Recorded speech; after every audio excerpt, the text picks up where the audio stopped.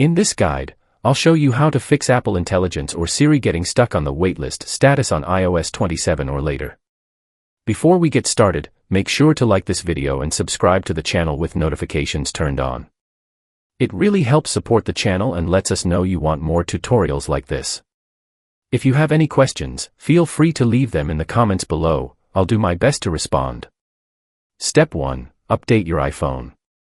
First, open the Settings app, then go to General Software Update. Make sure your iPhone is running iOS 27 or a newer version. If an update is available, install it before moving forward. Step 2. Restart your iPhone. If your device is already up to date, perform a force restart. Quickly press and release the volume up button, then quickly press and release the volume down button. After that, press and hold the side, power, button until the Apple logo appears, then release it. Once your iPhone restarts, check the Apple Intelligence or Siri settings again. Step 3. Refresh your connection. Turn on airplane mode for about 5 to 10 minutes, then turn it off.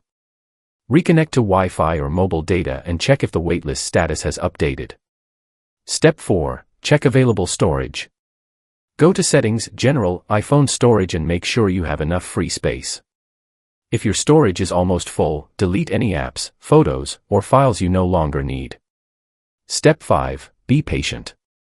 If your iPhone still shows waitlist, there's usually nothing wrong with your device.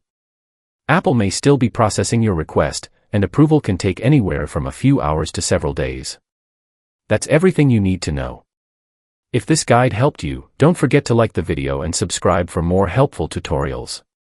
If you have any questions, leave a comment below. I'll be happy to help. Thanks for watching, and have a great day.